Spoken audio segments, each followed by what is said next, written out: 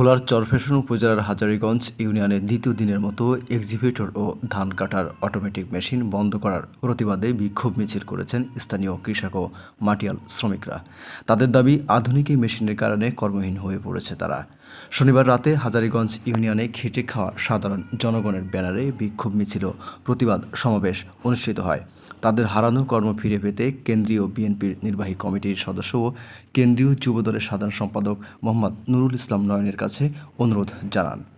বিক্ষোভ সমাবেশে শ্রমিকরা বলেন, স্বৈরাচার আওয়ামী দুঃশাসনে আমলে চায়না ও ইন্ডিয়ার তৈরি ভেকু মেশিন ধান কাটার মেশিন দ্বারা হাজারীগঞ্জ ইউনিয়নের ১৬ বছর সাধারণ মানুষের রুজি রোজগার বন্ধ করে দিয়েছে।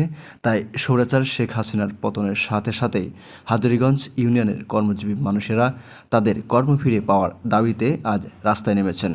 এ সময় হাজারীগঞ্জ ইউনিয়নের সাধারণ কর্মহীন জনগণ কর্মজীবী হওয়ার আন্দোলনকে স্বাগত জানিয়ে ২০টি ধান কাটার কাছে উপহার করেন চরফ্যাশন পৌরসভা যুবদলের সাধারণ সম্পাদক রাশেদুল ইসলাম নয়ন।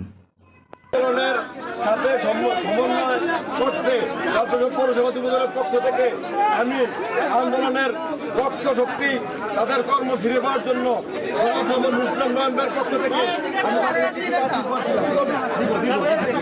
হাজার হাজার কৃষক ভাইরা, শ্রমিক ভাইরা বেকার বয়সে রয়েছে, কাজ কাম করতে পারি না। মিশিং এবং ডেকু মিশিং অন্য দেশের সকল কাজ কর্ম করা এলাইতেছে, লাখ লাখ টাকা তারা নিয়ে যাইতেছে।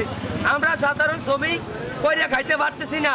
আমরা সকলে আপনাদের কাছে একটা আবেদন জানাইতেছি, ডেকু এবং ধান কাটা মিশিং এগুলো বন্ধ করে আমাদের শ্রমিকের কাজকর্ম যেভাবে করতে পারি, করিয়া সাধারণভাবে চলতে পারি, জীবনযাপন কাটাইতে পারি। বিগত সরকার অর্থ সম্পদ লুট করিয়া ডেকু কিনিয়া এবং কর্মস্থান আমাগ গরিবের হরণ করছে। আমরা এই হরণ নুরুল ইসলাম নয়ন বাইক থেকে আমরা ফিরিয়ে পাইতে চাই। আমরা সমান অধিকার, গরিব মানুষ, এখানে অনেক বেকার গরিব মানুষ না খাইয়া হাঁটতে আছে, কর্মস্থান পায় না, রাস্তাঘাট ডেকু দিয়া করতে আছে। সাধারণ একটা আলট হাওয়া ডেকু দিয়া করে, সাধারণ একটা বাড়ি ডেকু দিয়া বাঁধে।